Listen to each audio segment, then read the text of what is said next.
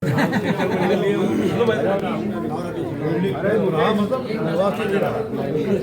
में वही रहता था। ये भी खेलनी फाटक की है। संदीप नहीं आया लेकिन भाई जयपुर है, जयपुर है, जयपुर। आ जाओ सोनिया मैडम को बुलाओ ना।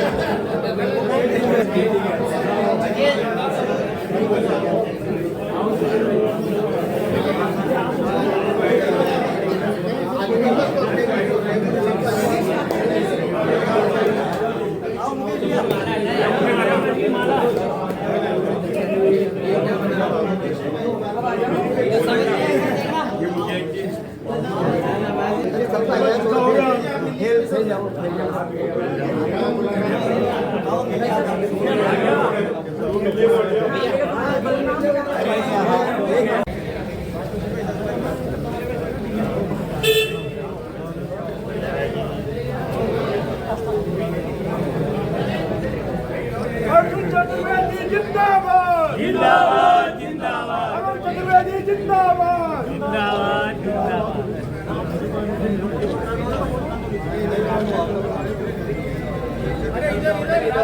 अरुण निवासा जिंदाबाद जिंदाबाद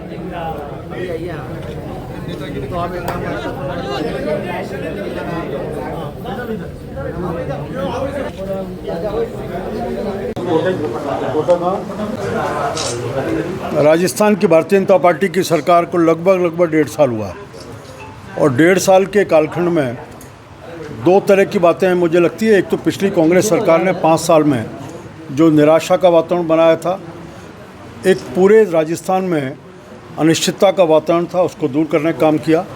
विशेष रूप से कानून व्यवस्था पूरी तरह जर्जर थी। परीक्षाओं को लेकर के हर विद्यार्थी आकांक्षित रहता था कि परीक्षा पूरी होगी कि नहीं। 17 परीक्षाएं उस दौर में हुई, 17 के 17 लीक हुई। क्राइम रेट ज़बरदस्त थी। ERCP जैसे विषय को लेकर के केवल राजनीति होती हुई केंद्र में मंत्री गजेंद्र सिंह जी को जयपुर बुला लिया मीटिंग के लिए, और खुद मंत्री PhD के मिनिस्टर उस मीटिंग में नहीं पहुंचे। एक बताता है कि राजस्थान की मानसिकता। यमुना जल का समझौता कई 50 साल से कांग्रेस टालती आ रही थी।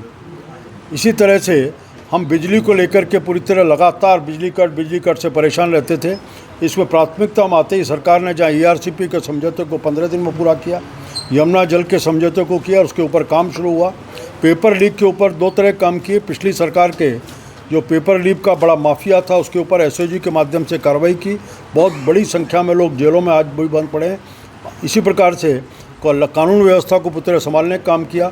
बिजली के विषय को लेकर के हम जानते हैं कि राजस्थान उन क्षेत्रों में है जहाँ हमारे पास सौर ऊर्जा बहुत है, तो सौर ऊर्जा के नाते कई बड़ी कंपनियों के साथ MOU करके अगले 2 साल में हम बिजली को लेकर के आत्मनिर्भर हो सकें, उसको बनाने का काम किया।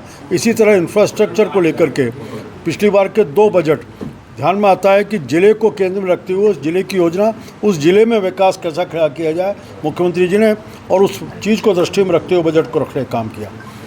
मुझे 3 दिन पहले वित्त आयोग के नाते दायित्व दिया है। वित्त आयोग बहुत गुरुतर दायित्व है। मैं मुख्यमंत्री जी, केंद्र का नेतृत्व, प्रदेश का नेतृत्व, दोनों के प्रति आभार व्यक्त करता हूँ। सामान्य रूप से जितना केंद्र से जो पैसा आता है राजस्थान को मिलता है अलग अलग हेड्स में, राजस्थान में जो जितना भी कर संरचना है, हमारा स्ट्रक्चर है, उसमें कैसे कैसे कहाँ आता है, SFC का पैसा, इसके माध्यम से पंचायत और नगर निकाय, इनके कैसे हम व्यवस्थित सुव्यवस्थित विकास कर सकें, इसके नाते से वित्त आयोग अपनी अनुशंसा सरकार को देता है। मुझे विश्वास है कि प्रधानमंत्री जी का जो विज़न है और उसी विज़न के ऊपर भजनलाल जी के नेतृत्व में राजस्थान की सरकार काम कर रही है।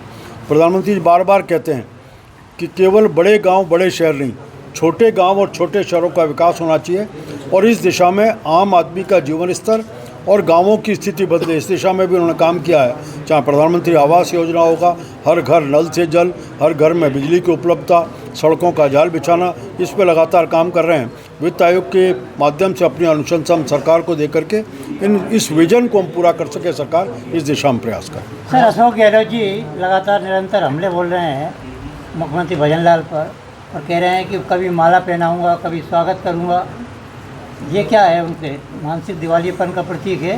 नहीं, मैं तो कहूँगा कि वो अपनी माला तैयार रखें। जिन बातों के उन्होंने की है वो काम जल्दी पूरी होने वाली है। जब पूरी होगी तो अशोक गहलोत जी माला को तैयार रखें, भजन लाल जी को जाकर माला पहनाएं, इसकी तैयारी रखें। राजस्थान के सरकारी विद्यालयों की जर्जर हालत है, उनको लेकर देखिए, बात सही है, और ये कोई 1.5 साल की चीज़ नहीं है, ये प्राथमिकता का विषय है। और राजस्थान बहुत बड़ा प्रदेश है और बहुत लंबे समय से राजस्थान में शिक्षा का ढांचा रहा है।